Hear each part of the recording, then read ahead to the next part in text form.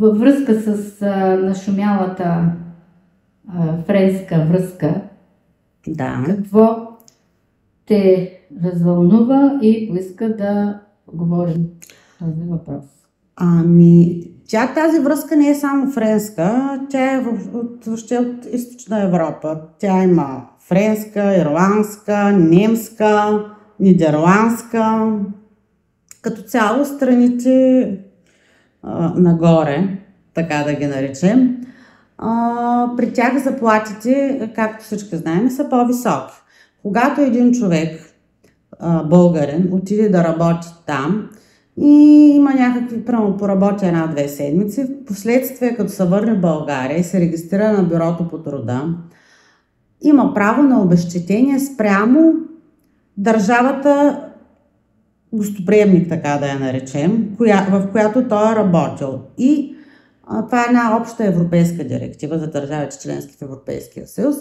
Всъщност, българската държава е длъжна да изплати това обезщетение спрямо чуждата държава, заплата, която е бил назначен. Тоест, случая, който тук се говори последно масово в последните дни за френската държава, ако там минималната работна заплата е 1800 евро, те тук в България получават около 1800-2000 лева.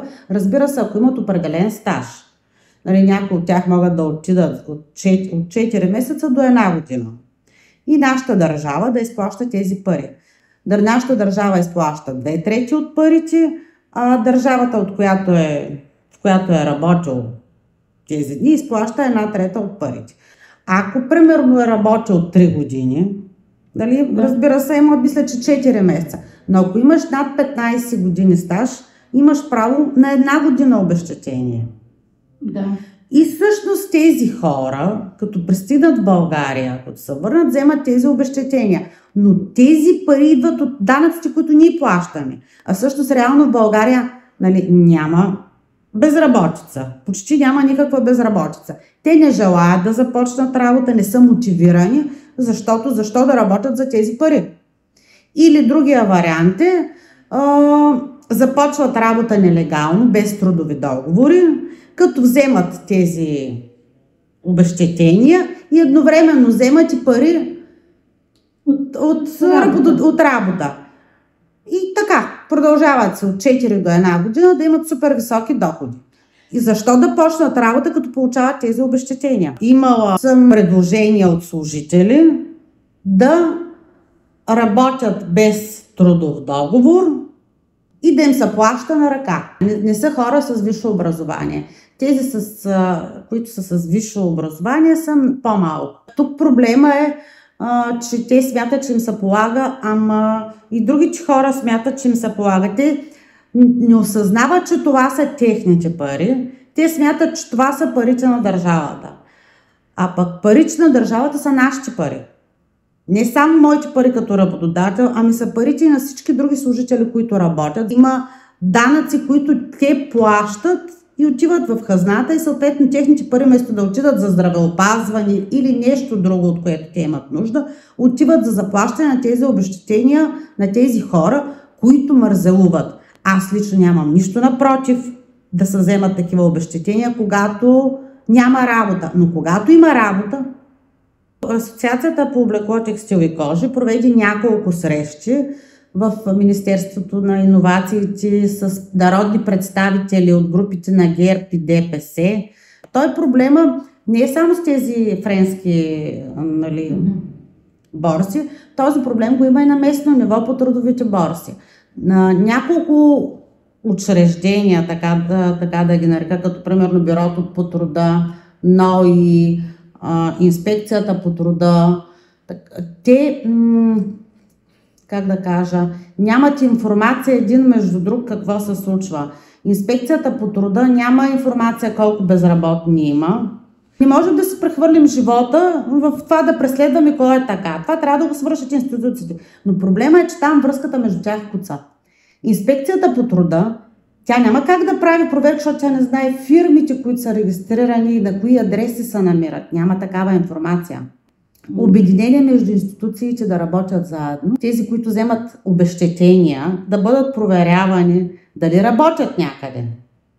да им бъде задължително предлагана работа и ако те откажат тази работа, то тези помощи да бъдат спрени. В дирекцията по бюрото по труда, правилно като ги попитам, кажете ми кой взема помощи, дайте ми колко броя вземат от НОИ помощ. Те ми казват, че не могат да ми дадат, НОИ може да ми каже. Според мен, наистина те нямат връзка помежду. Трябва да има единна система. Да, освен това аз лично бих предложила, че това време, което те са на бюрото по труда, да не им се зачита на трудов стаж. Защо да е трудов стаж, като те не извършват трудови действия? Те реално през този период не се трудят. Защо трябва да получават трудов стаж, като са регистрирани на бюрото по труда? Да. Другото, което бих предложила, има такива, които са на социални помощи трайно. Ами да бъдат проследени дали извършват някаква работа. Има, доколкото съм наясно, има някакви 14 дена, които те трябва да поработят, да извършват трудова дейност. Кой ги проследява? Извършват ли ги? Никой. Те също вземат социални помощи. Всичките тези пари са не моите, те са вашите пари. Такива хора не вземам от години. Те като дойдат и си поставят условията и работодателя има нужда от този служител, той се съгласява и плаща на ръка. Всъщност работника като взема от бюрото по труда, представете си, че взема 1800 лева и 1000 лева, не взема и от друго място, да не говорим за 1800, прави един доход от 2800 лева. Това е което реално се случва и с тези 2800 лева може да го накараш да работи нещо друго после. В тези държавни институции, като също бюрото по труда, инспекцията по труда, НОИ, там също не вземат добри заплати, за да могат да си вършат качествено работа. Не се чувстват, достойно оценени. Не става въпрос само за пари. Смятате ли, че ще има ефект от този шум, който се дигна? Мисля, че ще има и той трябва да продължи не само с френските помощи, въобще с тези обезщетения при положение, че има работа. Мисля, че трябва да продължим в същия дух и мисля, че ще има ефект. Имаше такъв случай от Испания, нали, които идваха и се регистрираха, но беше говорено с испанското правителство, беше продадено и те бяха ограничени. Сега са наред френските, утре ще бъдат холандските и немските. Ние просто трябва да вземем мерки. Трябва да разберем, че, както и вчерашния случай, не може 250 човека в едно малко градче да вземат помощи, не помощи, обезщетения за безработица, а реално да има много работни свободни места, обявени от работодателя. Ако няма работа, но то няма безработица. И всъщност така ние по този начин възпитаваме и децата си. Те това виждат. Какво ще ги научат? Да не се трудят, че могат да се вземат пари. Виждате какво се случва в Европа с правителствата. Кореняците в тези държави, те не искат да помагат, да работят, за да може имигрантите да живеят на социал. Помощи, никой не говори за работа.